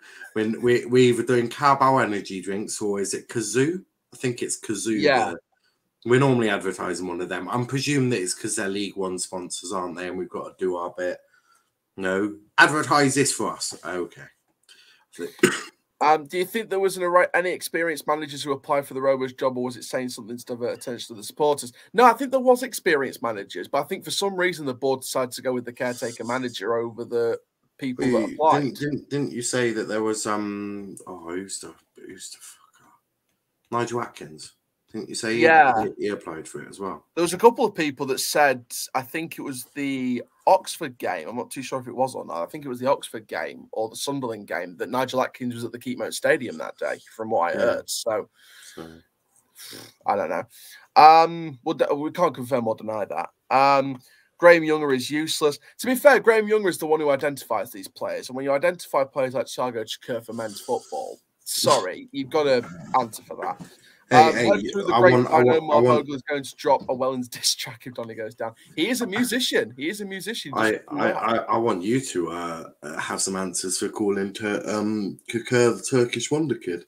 I take that back. I apologise. What was the Wonder Kid bit about? Blind optimism. If Donny, at least I can admit it now. If Donny snatch and grab some half-decent deals within this window, will it be enough for them to stay up, even with Wigan and the mighty Argyle at the end of January and Sunderland in February? If we buy some quality players that we know will do a job for us and will play for the badge on the shirt, then there is still an opportunity to stay up. But as long as if it's going to be extremely hard with a club in our position to buy these players. But if the players are available and we can afford them and the board don't sign off these deals and they don't let the recruitment team and the manager get the players they want, you have to look at the board now. It isn't over yet, far from it. We need a good month with signings and a few hundred players coming back. Our subs at the minute aren't good enough, and that's what costs us on Sunday. Our bench is so weak, it's full of kids, I swear to God. Need a hell of a window to turn this around, but there's still time, but it's ticking away. Well, when you look at deadline day back in the summer, when Will Grigg, we offer the same financial package as Rotherham. He goes to Rotherham in a footballing decision. He chooses Rotherham. Then you have Aidan O'Brien. Sunderland fell at the paperwork, and then 2 days later, we sign a player that's on the free agency and hasn't played in 6 months. Sorry, it's just not great. You should, and especially since we had 5 alternatives. I want to remind people of this. We have 5 alternatives on deadline day to Will Grigg. Danny Hilton, Carl Joseph, who went to Cheltenham on loan. We had Kenneth Sahore. We had what was his face? I'll have to go back because I've got these listed somewhere. But those were 3 of them. What was his face? Although I do agree with how you didn't want Nigel Atkins anyway. He botched the job at Charlton. He did, to be fair. It says a lot. Record put me off Nigel Atkins. Experienced managers are all good and well. Like, yeah, they're experienced, but they're not always the best. I mean, Argyle, and I know I keep banging on about Argyle, but we've actually done this whole young manager thing. We did it with the previous manager, and he didn't do that badly with his coaching staff. And now, obviously, we've got Schumacher in charge, and Shuey seems to be doing all right. So, for me, experienced managers all good and well, but they're not the be all and end all. I mean, if it's similar with it's sort of the way football's gone. It's similar with footballers now, isn't it? If you're young, if you're good enough, you're old enough, and it says a lot for younger managers. I mean, you've got the likes of Shuey now, who's in charge at Argyle that does help. So yeah, it's a bit of a mix, isn't it? Yeah, 100%. I'm just trying to find the alternatives. So the alternatives that we had for Will Grigg on deadline day, there was Kenneth Sahore, Tom Eves, Danny Hilton, Carl Joseph. And obviously Will Grigg. Will Grigg went to Rotherham. Kenneth Sahore, I believe, is still at West Brom. I don't know if he's been loaned out anywhere, but I believe he's still at West Brom, and I believe he is still available. I think we were looking at that Hilton guy, to be fair. Yeah, I mean, let's have a look. See if I can find this Kenneth Sahore and where he is right now. So Kenneth Sahore still at West Brom, so he's not been, loaned out anywhere at the moment. I know he's loaned out. No, it was Millwall last season, so he's not been loaned out anywhere so far this season, so he is still available. Tom Eves, I've got him on my transfer shortlist. He would be someone I'd be looking at. Carl Joseph, obviously, still at Cheltenham to the end of the season, and then you've got Danny Hilton, who I think for me would be a nice, experienced option, to be honest, and someone I think would want first team football elsewhere. I think he'd be a decent option, even if it's just on a 1-year contract. I think that would be a good deal for us. Especially with this so-called significant funds. I reckon Dahlberg going back as well. Liam Hoden definitely hinted to that after the Morecambe match during his post-match stream on the Free Press Facebook page. He definitely hinted the third loanee has not played as much as the other 2. And with Galbraith and Smith and Dahlberg being the 3 in question, Dahlberg's played the least. He's definitely hinting that Dahlberg's going back. And in that, we need to bring in a goalkeeper. We can't rely on Bottomley coming back in February. Otherwise, Lewis Jones is our only goalkeeper. So, take Bottomley out of the equation and Dalberg going back. We've got one goalkeeper. So we need to bring in a goalkeeper this window, either on loan or permanent. Defo is going back, as is Chakir. Yep, and Vilka's gone as well. Get that effing Chuka off. Loads of people want him to pack his bag as soon as possible, and I don't blame them. Let's have a look. So you can't keep sacking managers. Yeah, we need to start building under one of them. And Gary McSheffrey's got his mentor on the end of the phone, Lee Carsley. It's not a director of football we're getting; it's a mentor. So we don't need a director of football. I'm sure they're exactly the same things. Mentor. Apparently, this mentor is not a paid member of the football club. It'll be on the end of the phone. That's wonderful. I mean, Argyle, we brought in our first director of football. We didn't used to have one. I mean, all the managers we hired sort of did it off cuff, and when a manager left, not all the players were to that manager's liking. But now we've got a director of football, and it's brilliant. It's absolutely brilliant because the director of football knows what the vision is for the club, knows the style of play that we want. They have the say on the manager, all of that. And all of that really does help because then you can continue buying the players for the club that are needed for the club. And the manager comes in and works with what he's got. Of course, the manager will have a say as well. Of course, he will do some work with the director of football. But I will say a DOF is really, really important. To maintaining the standards between managers as well. That's what I found with a director of football. But it's of course got to be the right one. They've got to have the power as well. Yeah, 100%. I've just seen that Wycombe Wanderers have said that James Clark has left the club. He's a defender. He's from I think he's 20 years old. He's a fullback. So take of that what you will.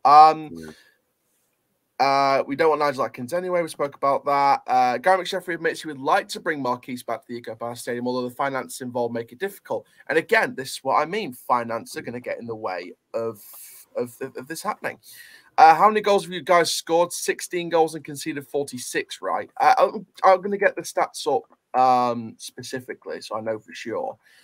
It's around about that. We've scored 16 and conceded 43. So we're not the biggest conceder of goals by about 6 compared to Morecambe. We're on the same amount of goals conceded as Fleetwood, Crewe, Cheltenham.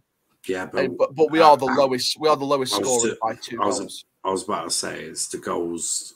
Yeah, we are the lowest scorers by 2. Yeah, the conceded goals obviously raise a few question marks, but it's the goals that you've scored. That's not a lot. That really is not a lot, and none of them. I think there's only been one goal per striker this season, and the rest of them have come from our other positions. And I think our top 2 goal scorers or top 3 goal scorers are defenders. So, I mean, it's good for the defenders, but for the strikers, it's a bit embarrassing. Marquis reports suggest that Pompey are keen to offload the 29-year-old either in the January transfer window or the summer in a bid to free up part of the wage bill. I think they want to try and do it as soon as possible, though. So I think that's why clubs are in for him now. We have Michael Duff when he grinds out results here at Cheltenham. Cheltenham have been doing really well this season. Alfie May, Andy Williams, and Matty Blair have been doing incredibly well at Cheltenham this season. Ask now what he thinks of Niall Ennis. For me, he was a bit of a mixed bag for us. Niall Ennis, for me, I think is a good player for Plymouth. But I absolutely love him. Love him to bits. He is such a good player. Some of the things he can do with a ball. He's a short ass. Don't get me wrong. He's a short ass, but he's probably the shortest target man in the league, to be fair, because when you get the ball to him, that ball is not going. He's not letting that ball go anywhere near anyone else. He's really, really good. He's so confident with the ball. He really can start an attack, and he's the best striker at the club. For no doubt about that. I know Ryan Hardy has scored a lot of goals, and he's an immense striker. Luke Jeffcott, obviously, also the same. But in terms of all of the attributes you want in one player, if we can get Niall Ennis on a run of games, which he hasn't played in a little while, to be fair, but if we can get him on a little bit of a run, I'm sure the goals will start flying in. Some.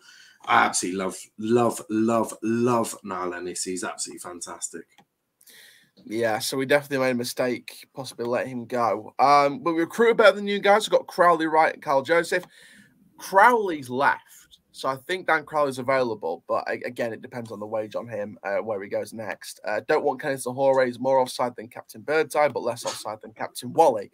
And again, Zahore would be one of the highest paid players in League One. He's at West Brom. Exactly. The finance would definitely price out of that deal. I know the under-18s, under-16s, under-15s keepers, they're good. I say put one of them on the bench. Is it too soon, though? Bobby Faulkner, who was scouted by Middlesbrough in the Youth Academy, is it too soon for Bobby Faulkner? To sit on the bench? Well, to be involved, depending who we've got, because Anderson's now out for. I'd say Anderson. Oh, I thought you were on about goalkeepers. You are. I mean, Tom Anderson's going to be out for longer than January. He's got a massive boot round his foot, so he's going to be out for longer than January. Are you on about goalkeepers, yeah? As well as I spoke about Bobby Faulkner though as well. Don't waste your money. Centre back. Don't waste your money on a goalkeeper. Yeah, do what Matey Boy said and just chuck one of your youngsters on the bench. Don't. You've got a goalkeeper. You might as well use him. What is the point of using, for you guys, valuable transfer money on a goalkeeper to sit on your bench? It makes no sense. So unless you're getting a goalkeeper to come in as your number one, I wouldn't bother. Just put one of your under-18s goalkeepers on there. Save the money, spend it in a more productive way. Spend it on a centre-back. Spend it on a goal scorer. Do something. I think centre-back has become more of a priority. Like I said, Anderson's first of all, Anderson was supposed to be out in January. Came out with Morecambe with a massive boot on. It looks like it could be for the rest of the season. Even with Anderson, to be completely honest, just get one. You've conceded 46.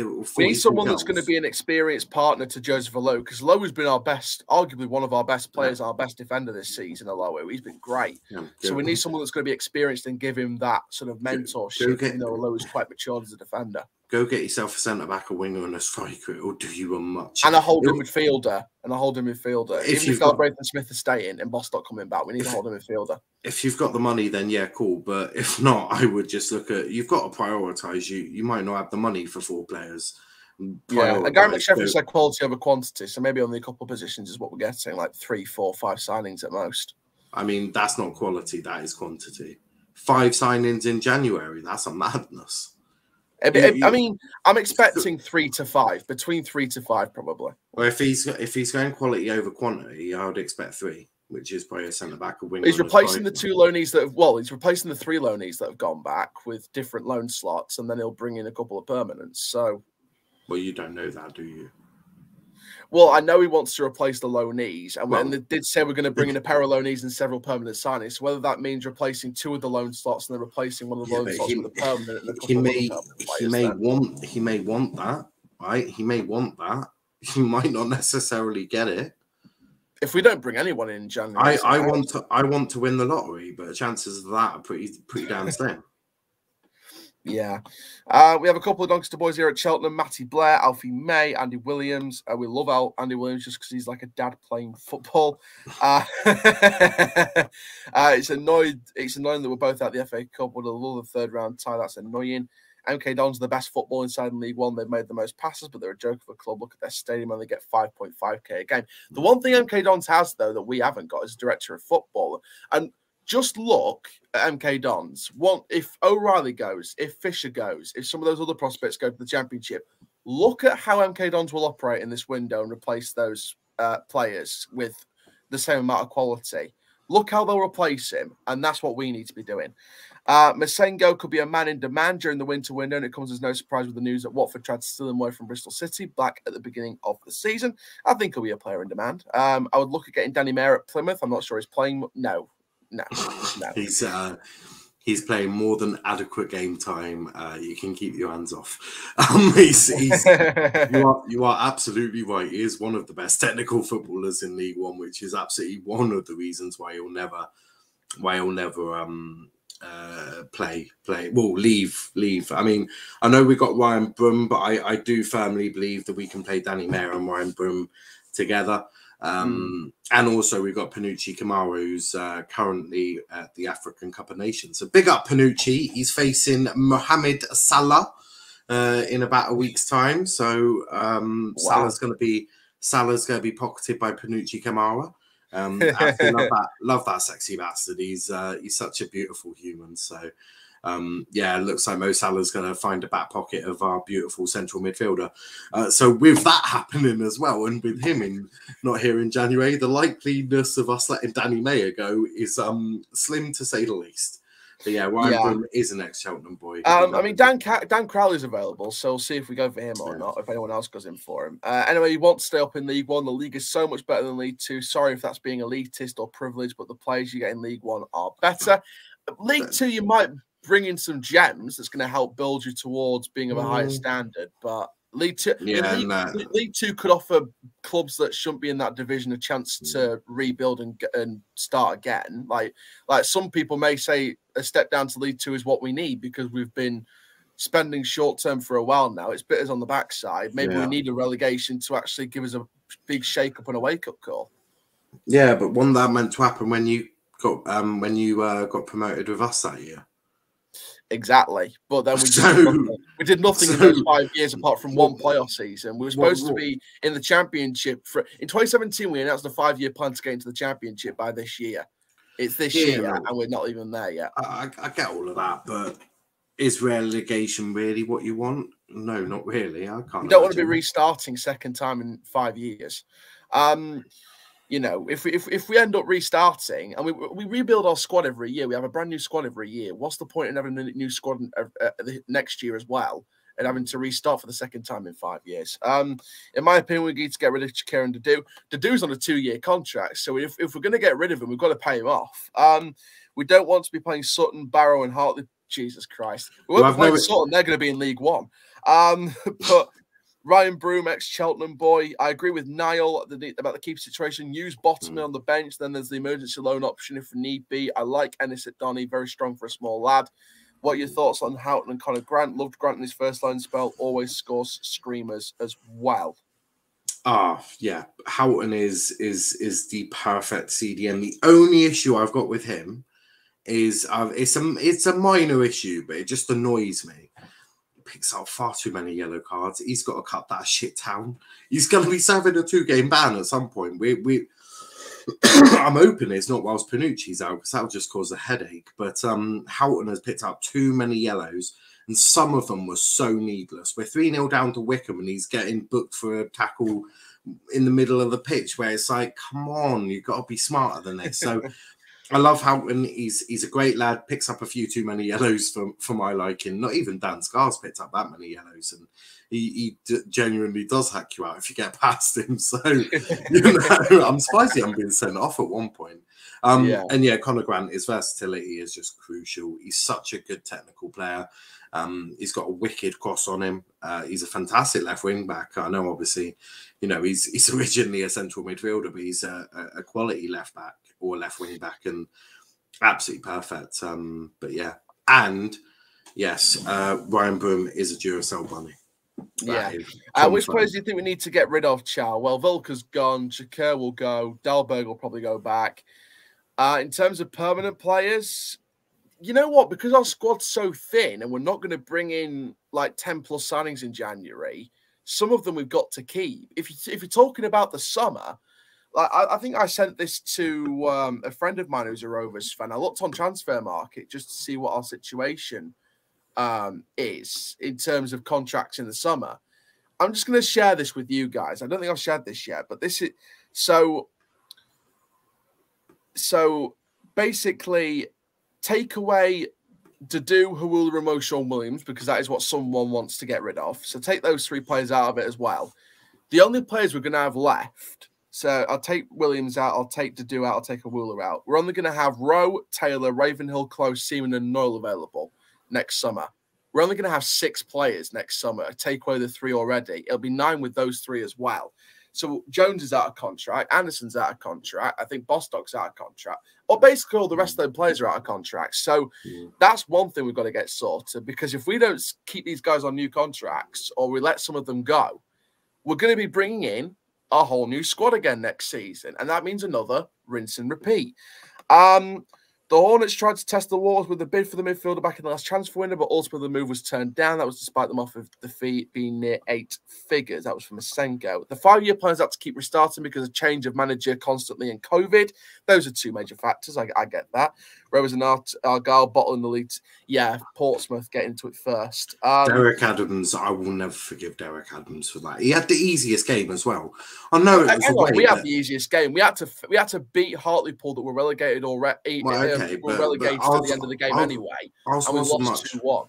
Ours wasn't much difficult. We had to play bloody Grimsby away. Were they down or were they already staying up? No, I think they were staying up. It was a sort of. It was Leighton Orient. Sorry, because they had their own ownership. Yeah, I think they were mid-table. Something like that. You should be beating Grimsby. All we needed was to get a point. Was it a win? Yeah, we needed to win. Yeah, you need to win. Just a win. But and we had to beat a Hartlepool side that ended up getting relegated anyway. So we lost the title and Hartlepool got relegated. So it was misery all around Victoria. We got promoted. We got promoted though, so it wasn't too much of an annoyance. The reason why our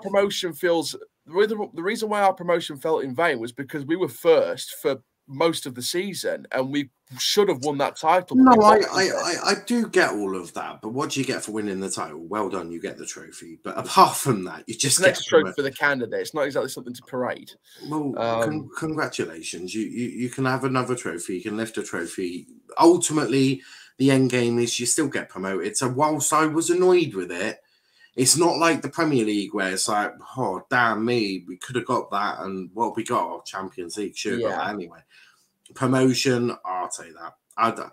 Of course, I want to win the leagues, but if we don't and we get promoted and then promoted again, I don't. Can't wait for Halifax away.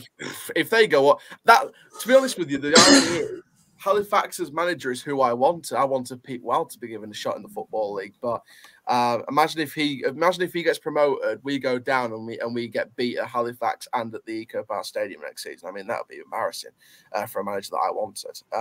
Can't believe Celine is playing in League One. Yeah, he's a decent player. If we managed to keep hold of McCann after the 18-19 season, then I believe we would have been in the Championship by now. To be honest, I think there's rumours why he left was because of the finances. Whether that's confirmed or denied or not is bed to be believed. But yeah, Darren Moore came in. We looked all right. We could have been in the playoffs if we didn't stop the season that season. But yeah, Darren Moore for me could have got it, but he just wasn't meant to be, and he left. Wasn't Selena playing for Kosovo against England? I believe so. Who are the under-18s keepers again? I forgot. I only knew of them. Let me bring them up on the Rovers website because it's on here. There's a couple of new ones as well. Just play do ip dip do, and then the winner gets to sit on the bench. That's what I would do. I'll just get one of them in. I mean, it's a tactic. So Tom Chambers, he was one of the new scholars. Kept a clean sheet in his Youth Alliance debut against Lincoln. Alex Fletcher's a midfielder. Jack Goodman's a forward. Ethan Harrison's a forward. Faris Khan's an attacking midfielder. Josh Lindler's a CDM. Parkinson's a left-sided player. Centre-back Charlie Petch. Midfielder Jack Raper or Raper, however it's pronounced. Jack Whiting at left-back. Who's the other keepers? Let's have a look. So goalkeepers got Luke Chadwick and Tom Chambers. And then below that, I'm not too sure. I don't know who our under-16 ones are.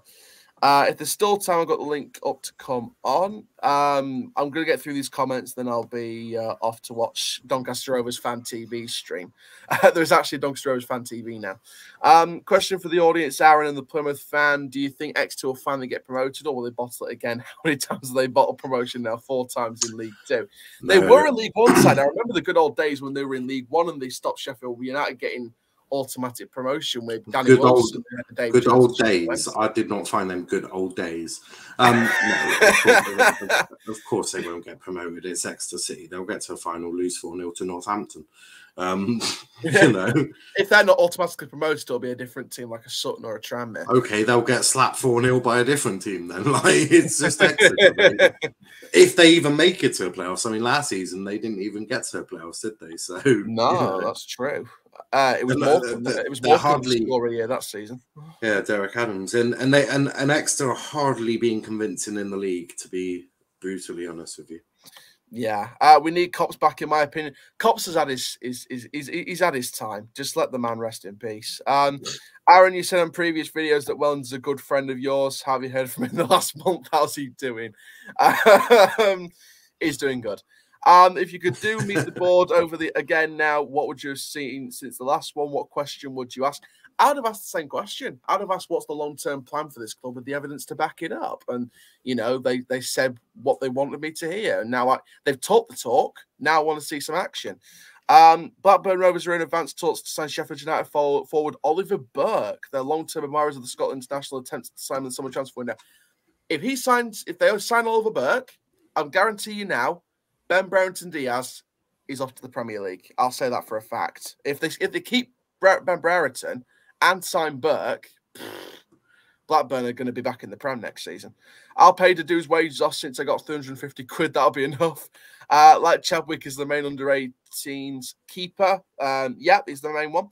Uche Ikpeazu is still a loan inbound rumour. Thoughts? Obviously, he's on the loan list now from Middlesbrough. Middlesbrough want to loan him out this window. For me, I mean, thoughts on I think the under-16 one is Jake Oram. Uche was awful when we had him last time, but has done well since. Under 15s is Nick Buxton's son, Shea Buxton, I think. Very interesting. Mowbray's keen to bring in former Celtic and Nottingham Forest attacker to bolster his size promotion bid. The Blades won't stand in Burke's way as he's well down the pecking order at Bramall Lane. Ikpeazu. Now, I want to get your thoughts on this. Uche Ikpeazu is on the loan list from Middlesbrough. He needs first-team football. He was at Wycombe during that promotion season and in the Championship. If we brought him in on loan, would he be a good signing for Rovers? Or do you think maybe he'd be too expensive and out of our sort of price range? Well, if Wycombe were able to afford him, then... Well, no one knows. We might not be able to afford him if Wycombe can afford him. Well, Wycombe are hardly big spenders, are they? Yeah, of course. Probably would be a good one to have, but you'll have to wait and see, won't you? Yeah, 100%. Let's go through Twitter, see if we can find some more news. January departure for Aubameyang not ruled out. Offers are being considered since he stripped the captaincy. That's come from Dahamesh Sheth, retweeted by Eduardo Hagen. I've got to go now anyway, so I will catch you in a bit. All right, mate? All right, no worries, mate. Thank you very much for coming on.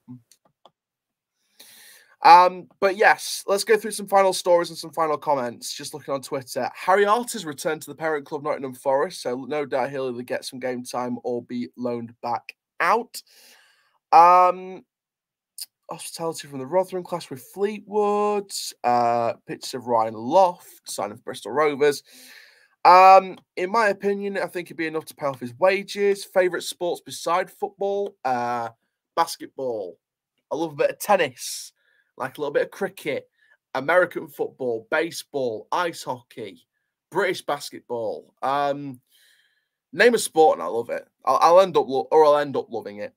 You having any more people on chat? I'm probably going to end it here. I need to go and watch Donny Rovers Fan TV. I would love Mo Isa, Nottingham Forest, trying to tie down loanee DJ Spencer a permanent deal.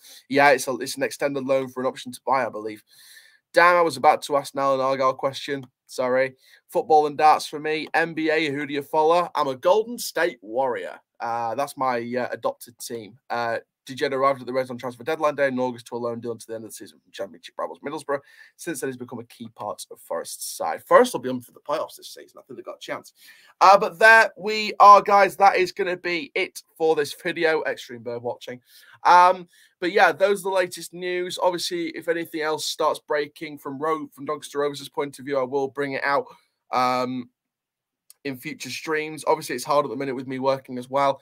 Not work till 3 o'clock tomorrow, so if anything breaks in the morning, then I'll be sure to bring it to you guys. But there we are, guys. Thank you very, very much for watching this stream. Make sure you do like, comment, subscribe. And for now, I'm Aaron Chandler from Forever Football DRC. Keep living the Rovers life. That is the first of this January transfer live. I am aiming to do one of these January transfer lives once a week for the window. But I'll see you guys hopefully next week for the next one, or I'll see you guys in the next video.